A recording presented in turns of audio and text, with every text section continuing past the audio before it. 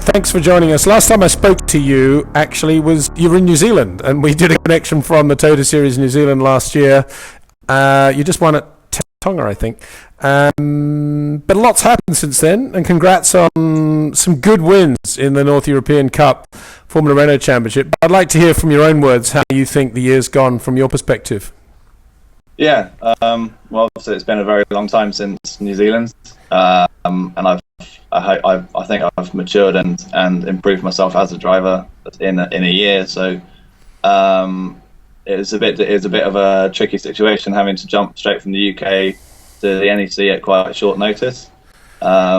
But I mean, I've now proven that I can be a championship contender. I can be a race winner, a consistent race winner, and be setting the pace at most places I go to. So I think that's definitely a big change that's happened over the last year. And obviously, I've now I'm part of the BRDC McLaren Autosport Awards as well. So just wait to see how that goes, and then. Yeah, that's, and then we're looking on for next year, which is we're looking at British F3. Just depends on whether we can get a budget together. When you say you've matured a lot, even since the beginning of this year, can you try to explain to us, if you think about Josh Hill now, the racing driver, and Josh Hill that was racing last year in the British Formula Renault Championship, how would you describe the differences?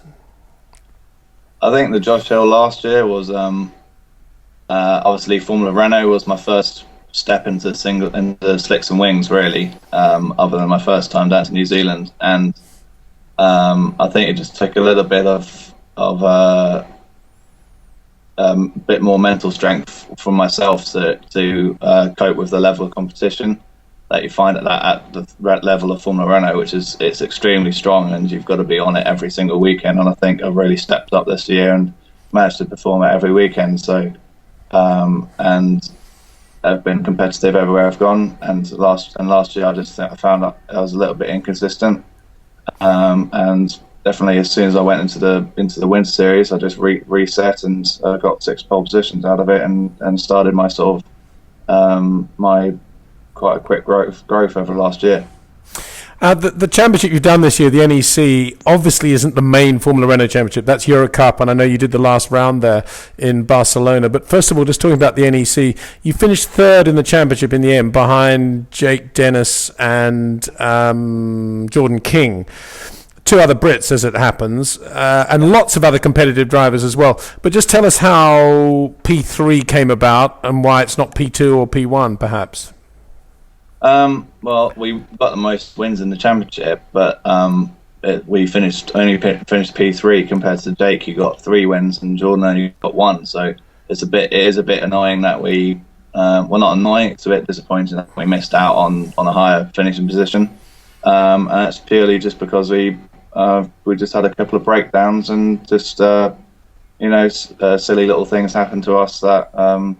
At the end of the day, you just call it, that's motor racing. It happens to some people, it doesn't happen to some others. But I think it's quite easy to say that we had a lot of bad luck. But I mean, you only focus on the bad luck most of the time. You tend to ignore the good luck you have. So, but we've broken down out of the lead. We broke down again when I was in quite a good points scoring position, and I've been taken out quite a few times as well by people missing their brake mark in the first race. That was the first he was defending from someone behind him and was too busy looking in his mirrors and just completely sailed past his braking marker, and I was about 100 metres up the road and at Hockenheim. I turned in for the hairpin, and all of a sudden this car came flying down the inside, so that was a bit annoying. You mentioned Hockenheim. You've been to some great circuits. That's one of the things about Formula Renault in Europe and that NEC championship as well as Euro Cup, and a great win in the wet at Spa right at the end, or difficult conditions anyway. Yeah, no, we've been to some really good tracks, but it's also got a quite good mix of the very well-known and F1 and GT tracks, but it's also got a good I quite like the sort of smaller traditional tracks.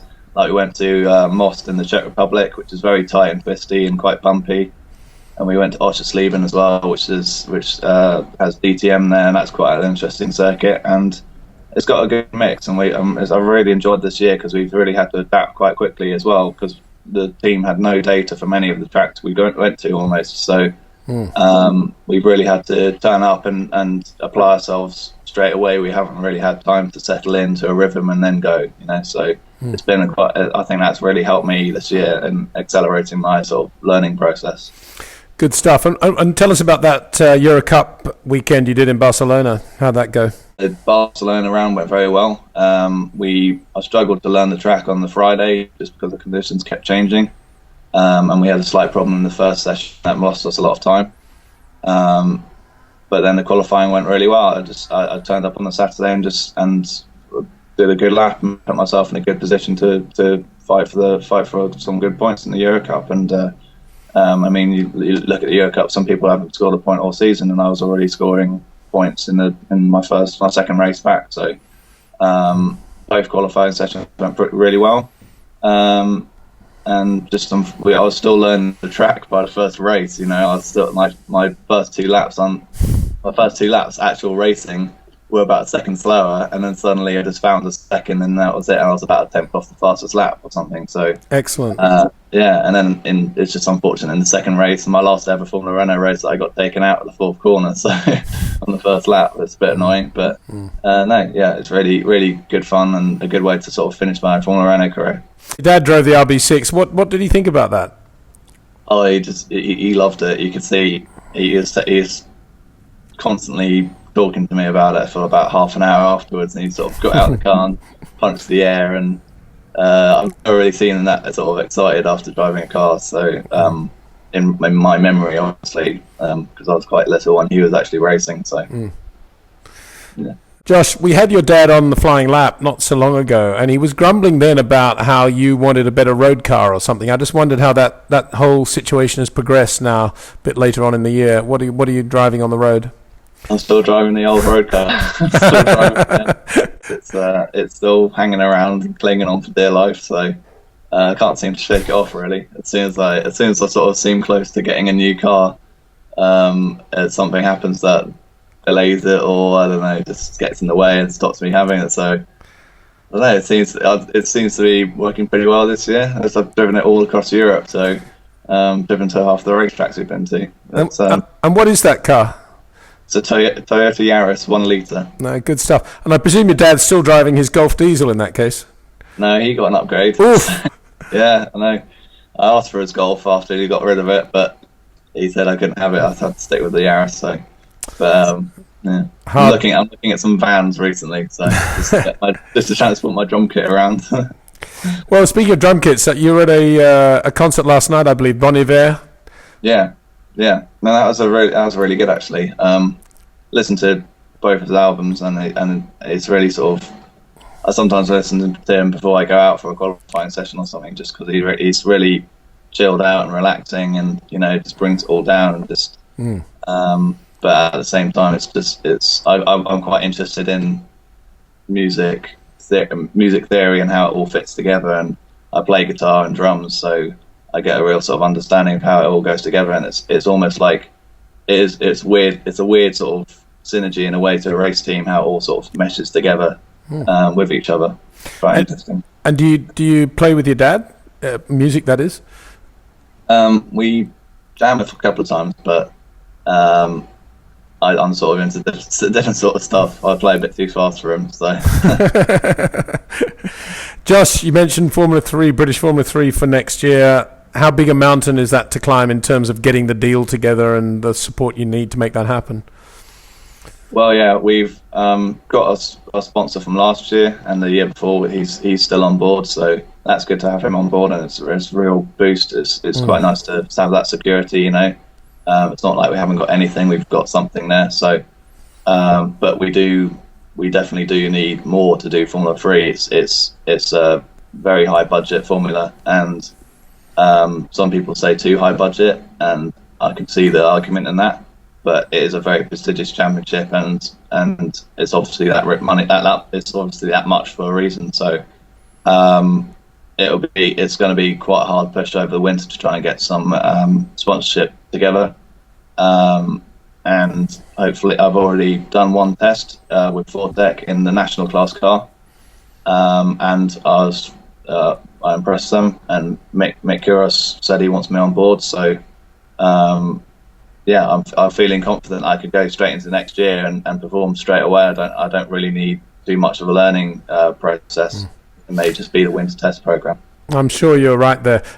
Just to finish on a note of prognostication, we have the Macau Grand Prix coming up next weekend. Sadly, the same weekend as the US Grand Prix, but what a Formula 3 entry for that race. I just wondered if you could try and pick a winner out of that amazing bunch of talent going to Macau. Yeah, I don't think I've only been in motorsport for a very short time, but I've heard about the Macau Grand Prix every single time, and I've always kept my eye on it, and it's something I really want to do myself. But I mean, looking at this year, you've got a proper stellar lineup. It's impossible to pick out a winner, especially at Macau when anyone can win it normally. But it seems like Carlin has a sort of all-star F3 lineup of just champions and people who've done amazing things in F3. And what do you think, as a matter of interest, what do you think about Antonio Felix da Costa basically starting the year with nothing and then getting the chance with Carlin and GP3, parlaying that into the Red Bull deal in World Series, doing the Formula One test in Abu Dhabi a couple of days ago, and then flying to Macau and doing Formula 3? It's pretty amazing. Yeah, well, it doesn't seem anything can really stop him at the moment. If he won what, the last four of the five.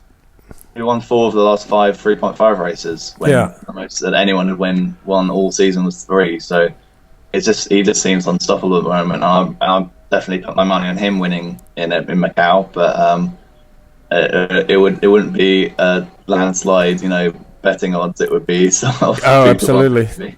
As you say, anything can happen. Very, very tight first corner there. Anyway, Josh, won't keep you, and thanks very much for joining us. Best of luck over the winter with your plans. We'll be following you, and any support we can give you, fan-wise, publicity-wise, we're here. Thanks for talking to us. Thanks so much, Peter.